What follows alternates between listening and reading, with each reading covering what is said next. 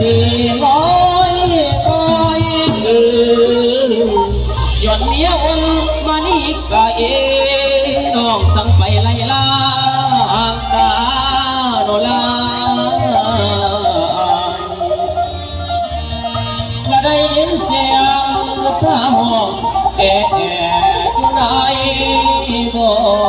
นโอ้ยเมียเอ้ยอย่าในลูกทางอายให้เกิดนำโอ้ยเด้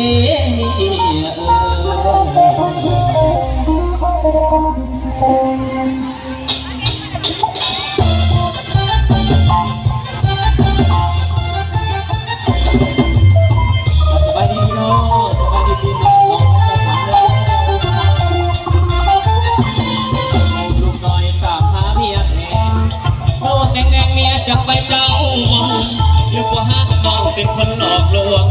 เมียมองห่วงน้อยตาดำเป็นน้องเกลียดน้องเกลียดเรื่องใดสั่งไปน้องเมียคงคาหรือน้องเกลียดใดพี่น้องเอาอ่านมาเถิดหน้าผัวมองคนเดียวเจ้าไม่เอื้อนแก้วเลือดจะเดินแบบไว้สวยเธอน้อยลูกหลาพนาเจ้าลักดีพวกเมื่อนี่พวกเมื่อเก่าเข้าหลังเลนสั่งยังเฮามาสร้างเป็นไปได้ใส่จากกันเสือน้อยบอกคิดว่าสิลงลืมไหลลูกน้อยของเอาให้เจ้าใส่น้องเอ๋บักเสื้อแลนาสกุลขาวเหลืองหน้าเหมือนหัวสิเดินเกินเอกลักษณ์ก็ไม่บอกเบิ่งไม่บอกเบิ่งถ้าผู้ใดเห็นแน่เมียของข่อยก็บังคอยสิคืนได้ลูกไม่ให้กับมาแม่บักเอ๋บาดเทิงแท้ถูกทำให้น้ำหน้าวาสนาของคนถูกน้ำได้เมียหักใจกัน2 โมง 3 โมงอายสนุกลุกขึ้นภาวนายกมือขึ้นไปหาเทวดาสรุปแต่ได้เมียข้าคืนวันยืนลูกมองเมียตามาสามาเลี้ยงลูกซอยอ้างเมียบ่อยู่หัวนี่ถูกใจร้ายสงสารลูกชายผู้น้อยตาดำกับเขาเคยมีบ้างก่อนกับเขาเคยมีบ้างก่อนสาดที่มันจังย้อนเที่ยวใส่อยู่บ่เศร้าและเศร้าลูกเขาอ้ำฉันหากลับมาสาเมียแทนที่ผัวยังคอยน้องเอากระบอกกับใจกับของมาแล้วแต่ที่ไม่ได้ไรแต่อยู่ดีเป็นแห้งอยู่ทำสู้กันแล้วกันพี่น้องใกล้กัน2 โมง 3 โมงอายสนุกลุกขึ้นภาวนา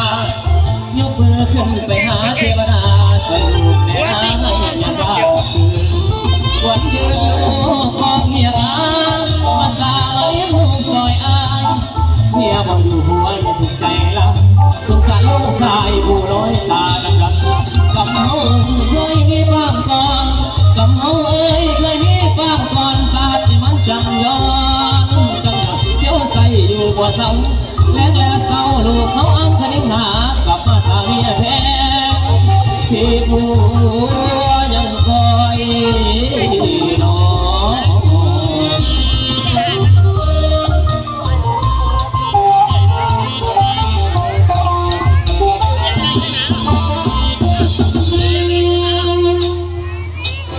ต่อเป็นที่2เลยขอเสียงคนมันบนนี้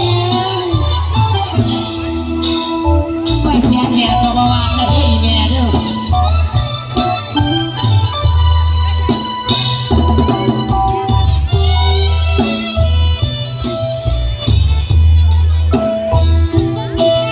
ว่าจะได้อ้าย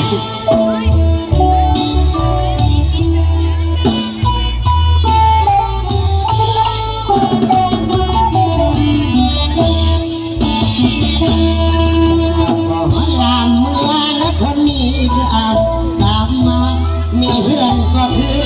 น้ำตาว่าที่ไม่อยากก็บ่เห็นใจเป็นศิลปินฝากชีวิตไปกับใครดิ้นรนลำบากยากไกลต้องไปลงไอกับรถอ้อ